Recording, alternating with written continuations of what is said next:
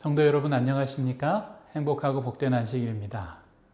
벌써 2024년도도 1월이 지나갔습니다. 시간이 정말 빠르게 지나가고 있죠.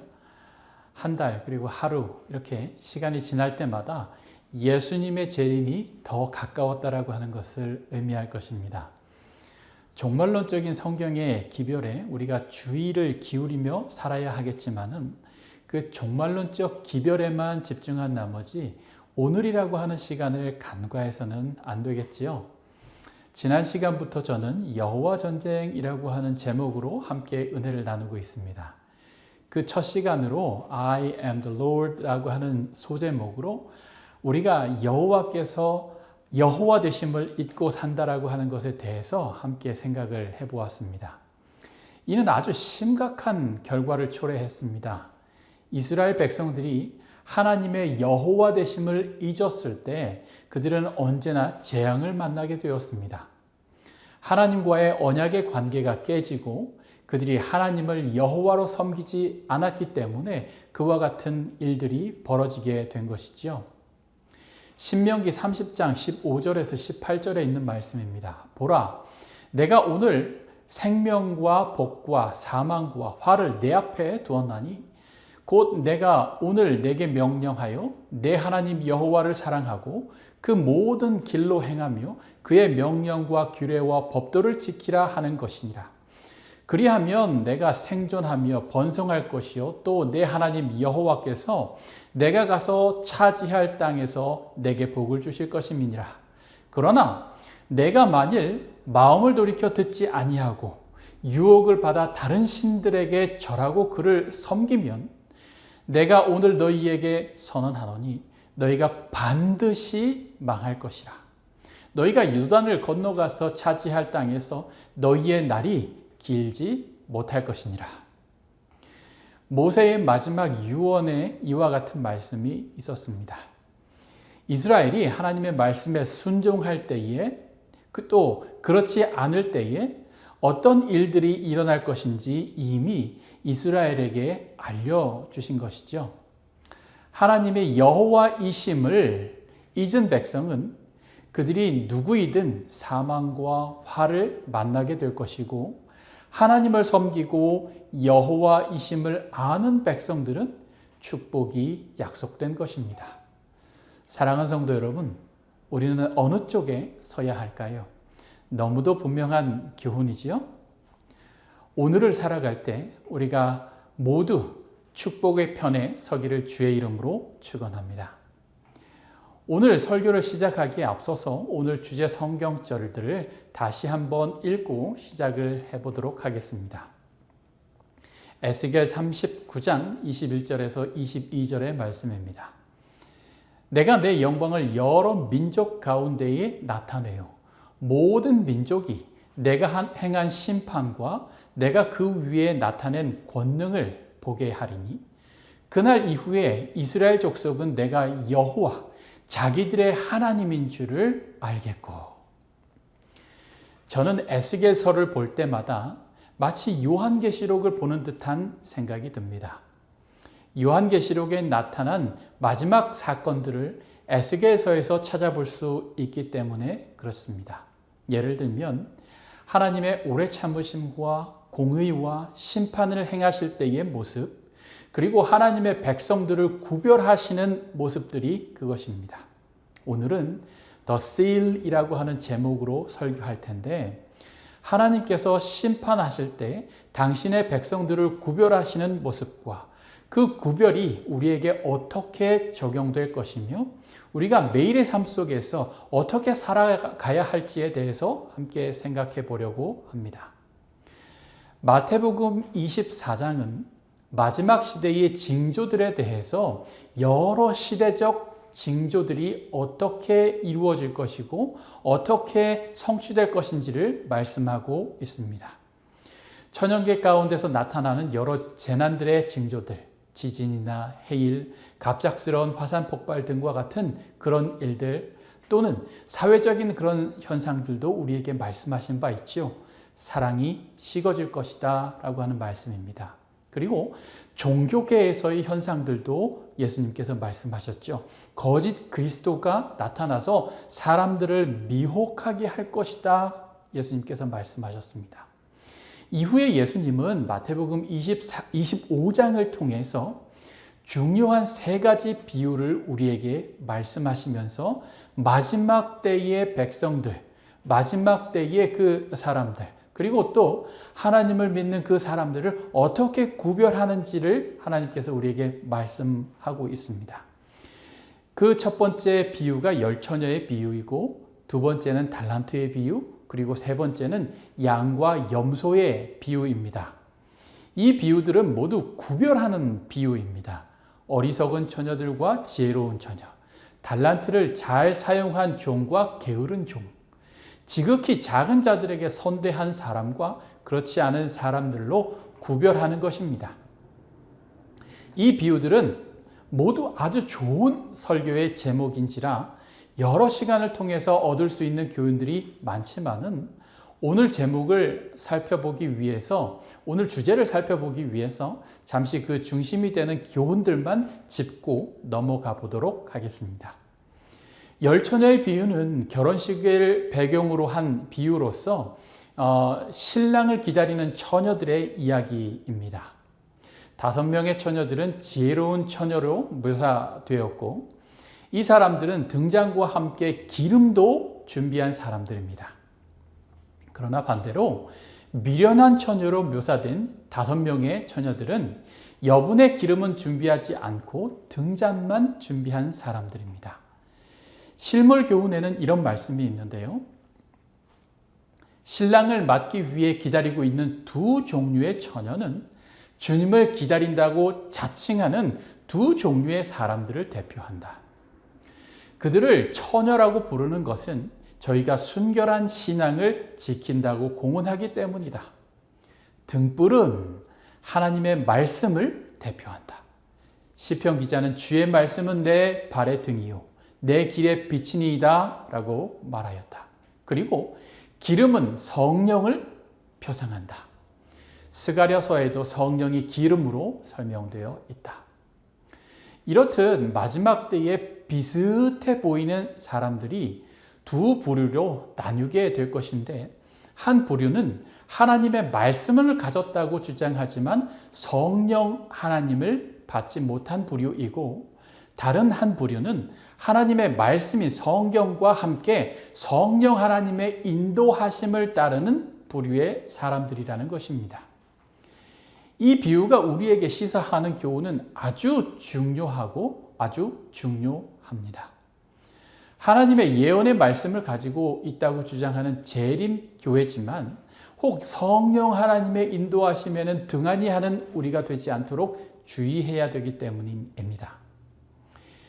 달란트의 비유도 마지막 시대에 예수님께서 재림하실 때에 있을 사건과 그분의 종들을 나누시는 것을 우리가 볼 수 있지요. 주인은 각 종들에게 달란트를 맡기고 먼 곳으로 떠났습니다. 그리고 그 주인이 다시 돌아왔을 때 주인은 달란트를 맡긴 종들을 불러 정산했습니다. 10달란트 받은 사람은 또 다른 10달란트를, 그리고 5달란트 받은 사람은 또 다른 5달란트를 주인에게 돌려주었습니다. 그러나 1달란트 받은 사람은 그것을 땅에 묻어 주인이 올 때에 그것을 꺼내어 주인에게 돌려주었습니다.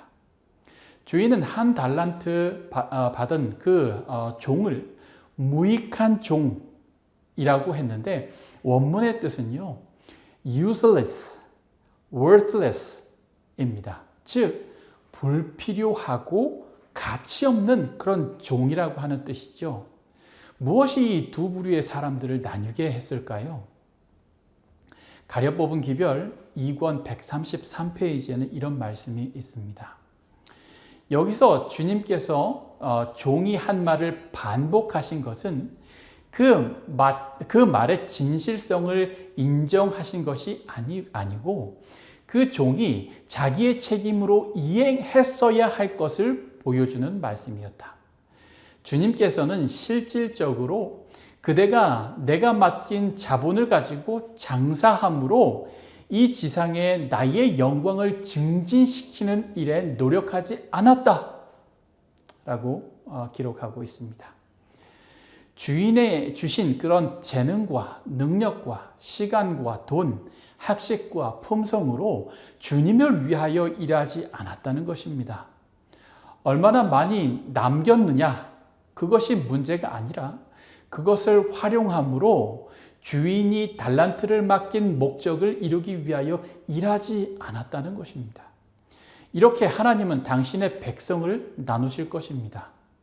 마태복음 25장에서는 또 한 비유가 등장하는데 이 비유는 양과 염소의 비유입니다. 양의 부류의 사람들과 염소의 부류의 사람들은 지극히 작은 자에게 한 행동에 따라서 그들을 나누시는 것을 우리는 볼 수 있지요. 이 비유에서 우리가 눈여겨봐야 할 것은 지극히 작은 자에게 선행을 한 양의 부류의 사람들은 그들이 한 선행을 자신들이 보상받아야 할 어떤 행동으로 여기지 않았지만은 그들이 너무도 당연스럽게 그렇게 해야 하는 그런 행동을 한 것으로 그 모든 것들을 자기의 마음 가운데 기억하지 않고 그렇게 잊어버렸다는 것입니다. 그러나 반대로 염소의 무리의 사람들은 자신들이 언제 그렇게 하지 않았느냐고 반문합니다. 이 두 부류의 사람들의 근본적인 차이는 무엇일까요? 마지막 시대에 있을 구분의 중요한 요소는 우리의 품성의 어떠함입니다. 열처녀의 비유도 지식이 아닌 우리의 양심과 마음에 역사하시는 성령의 음성을 따라 사는 사람들을 따로 구별하는 것이고, 달란트의 비유도 얼마나 많은 달란트를 가졌는가 그런 것이 아니라 우리의 품성과 우리의 가치관의 어떠함을 따라서 달란트를 활용하는 것에 따라 구별하는 것입니다. 양과 염소의 비유도 우리의 마음에 하나님의 율법의 정신이 새겨질 때 이웃 사랑의 행동이 아주 특별한 행동으로 여겨지지 않을 정도로 품성으로 굳어진 사람들을 따로 구별하는 것입니다. 이렇듯 하나님은 당신의 품성을 닮은 사람들을 따로 구별하여 당신의 것이라고 구별하는 것이죠. 자, 그럼 정말 하나님께서 심판의 과정 속에서 당신의 백성들을 따로 구별하시는지 찾아봅시다. 에스겔서 9장 3절에서 4절에 있는 말씀인데요. 그룹에 머물러 있던 이스라엘 하나님의 영광이 성전 문지방에 이르더니 여호와께서 그 가는 베옷 입고 서기관의 먹그릇을 찬 사람을 불러 여호와께서 이르시되 너는 예루살렘 성읍 중에 순행하여 그 가운데서 행하는 모든 가증한 일로 말미암아 탄식하며 우는 자의 이마에 표를 그리라 하시고, 에스겔은 남방 유다가 바벨론에 의하여 멸망하는 과정인 BC 592년에 선지자로 부르심을 받았습니다. BC 605년에 바벨론이 유다를 침공해서 다니엘을 포함한 여러 포로들을 바벨론으로 끌고 갔고, 또 BC 586년에 완전히 그 남방 유다가 함락되어 버리고 마는 것이죠. 그러니 에스겔이 선지자로 부르심을 받았을 때는 남방 유다가 하나님의 앞에 범죄함으로 하나님의 보호의 손길을 거두시고 그 결과로 바벨론에 의하여 멸망을 당하는 그런 과정 가운데 있었던 것입니다.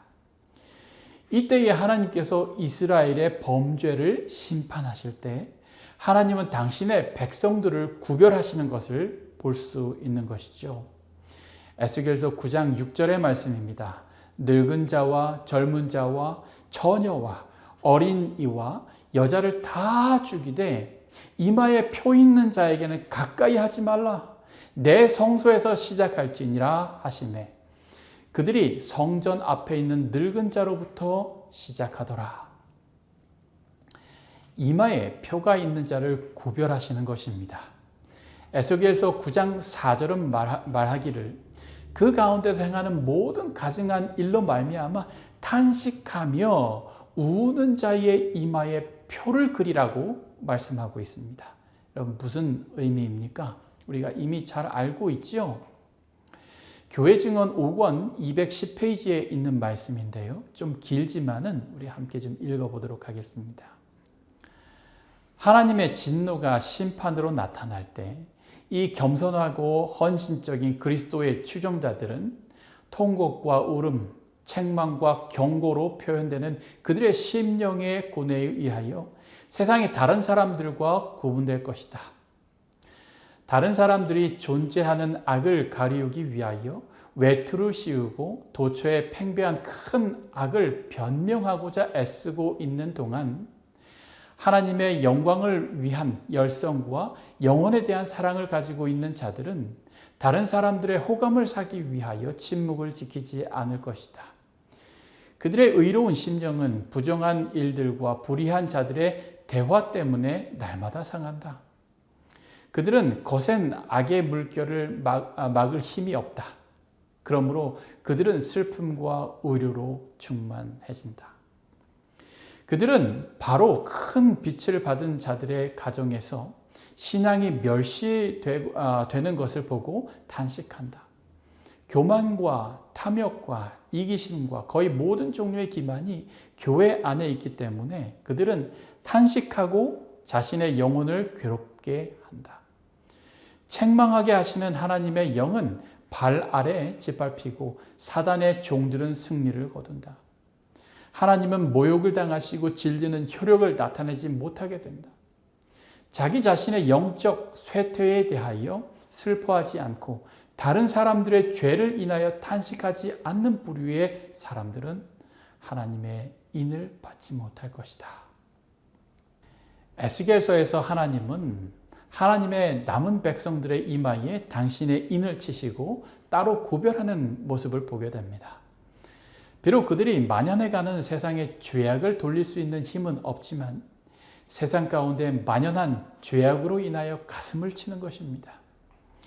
하나님의 율법이 멸시당하고 하나님의 살아계심과 이 세상 역사를 주관하고 계심을 잊은 사람들과는 구별되는 것입니다. 하나님은 인치시는 사업을 마치실 때 하나님은 심판하십니다. 에스겔서 9장 이후에 하나님의 영광은 이스라엘을 떠났고 하나님의 심판이 오는 것을 볼 수 있는데요. 에스겔서 14장 21절의 말씀입니다. 주 여호와께서 이같이 이르시되 내가 나의 네 가지 중한 벌 곧 칼과 기근과 사나운 짐승과 전염병을 예루살렘에 함께 내려 사람과 짐승을 그 중에서 끊으리니. 사랑하는 성도 여러분, 우리는 이 시대에 어떤 백성으로 살아가야 합니까? 불안을 조장하고자 함이 아니고 재림을 올바르게 준비하자는 것입니다. 우리가 잃지 말아야 할 것이 있습니다.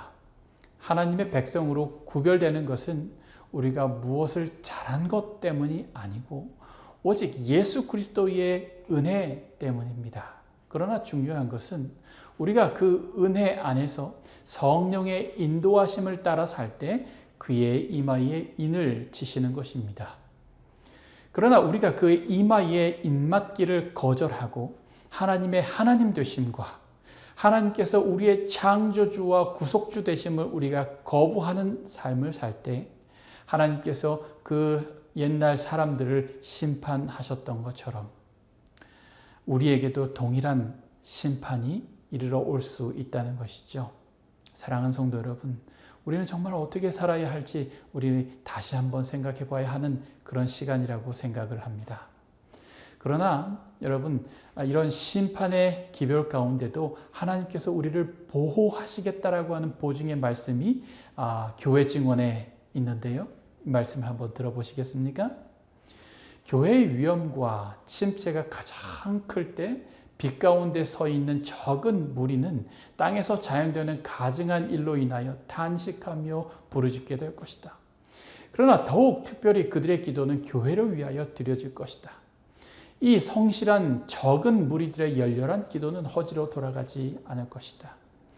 주님께서 복수하는 자로 나오실 때 그분께서는 또한 믿음을 순결한 그대로 보존해 오고 스스로를 세상에서 더럽히지 않고 지켜온 모든 자들의 보호자로 나오실 것이다.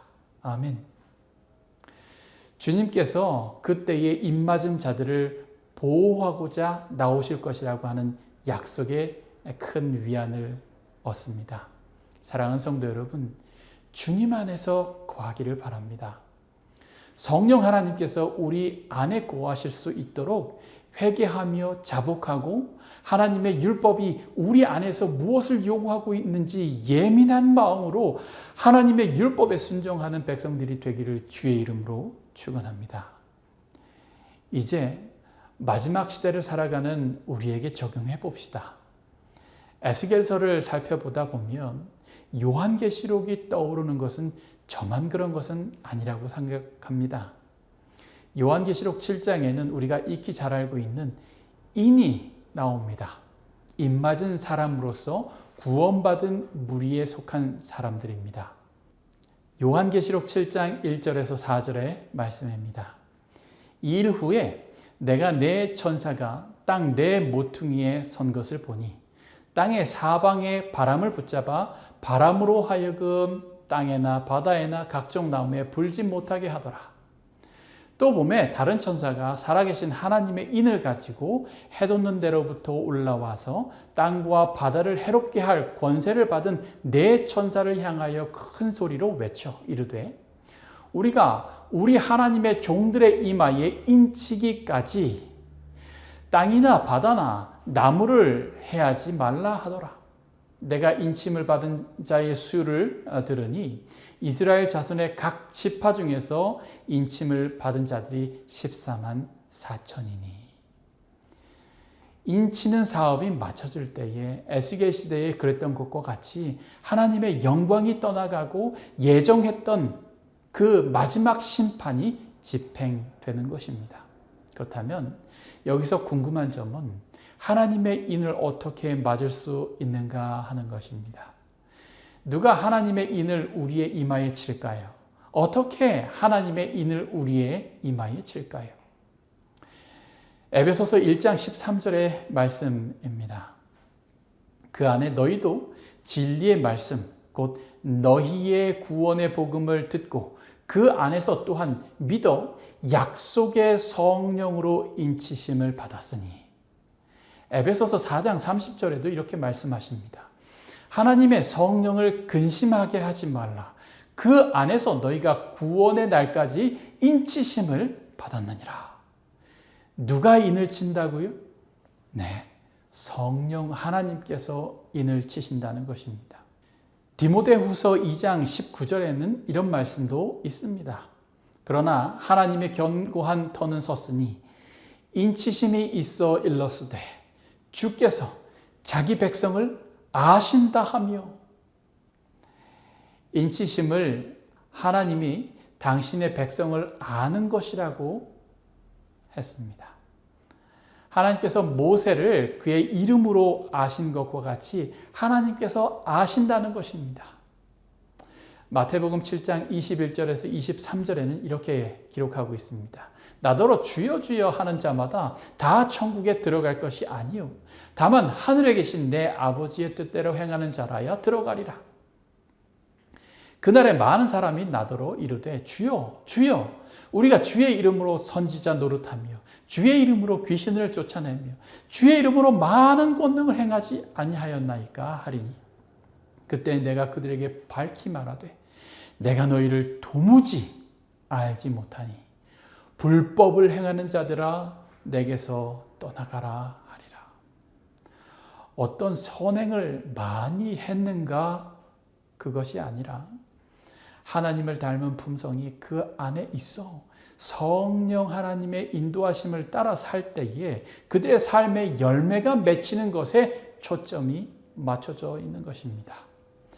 그런 사람들에게 하나님께서 당신의 인을 치셔서 그들을 하나님의 소유로 구별하시는 것이죠. 저는 모든 성도들이 하나님께서 아시는 삶을 살게 되기를 주의 이름으로 축원합니다. 하나님께서는 하나님을 여호와로 고백하고 창조주와 구속주로서 하나님의 품성을 닮아가는 삶을 사는 사람들을 구별하실 것입니다. 하나님의 인치시는 사업이 진행되고 있는 이때에 하나님을 믿는다고 공언하는 그 공허한 고백만으로 그치는 것이 아니라 하나님께서 인정하시는 믿음의 사람, 성령 하나님께서 어디로 인도하시든 그 인도하심을 따를 수 있는 사람들이기를 주의 이름으로 축원하면서 말씀을 드리겠습니다. 하늘에 계신 하나님 아버지, 지상 역사의 마지막을 살고 있는 이때에 하나님의 인자하고 오래 참으시는 은혜의 기간에 살고 있습니다. 이 은혜의 기간은 곧 끝이 날 것이고 이 세상의 역사는 곧 끝이 날 것입니다. 또한 하나님의 심판이 이 땅에 내려지기 전 하나님의 백성들에게 당신의 인을 치심으로 구별하실 것입니다. 이 모든 것을 미리 알려주시고 하나님의 은혜 아래 거할 수 있도록 경고하시니 감사합니다. 하나님의 은혜의 자리로 주의 복음을 듣지 못한 사람들을 부를 수 있도록 힘을 주시고 복음을 증거하되 힘차게 증거하게 인도하여 주시옵소서. 하나님, 우리의 마음에 하나님의 법을 새롭게 하시고 선한 양심을 일깨우셔서 성령 하나님이 우리의 마음에 역사하시는 음성을 무시하지 않게 하시고 그 음성을 따라 매일 승리하는 사람이 되게 인도하여 주시옵소서. 하나님의 품성이 우리의 품성이 되게 인도하시고 하나님의 율법이 우리의 마음에 새겨질 수 있도록 인도하여 주시옵소서. 오늘도 주의 백성들이 있는 곳에서 주님을 만날 수 있게 하시고 하나님의 거룩한 안식의 기쁨을 누릴 수 있도록 인도하여 주시옵소서. 예수 그리스도의 이름으로 기도하옵나이다. 아멘.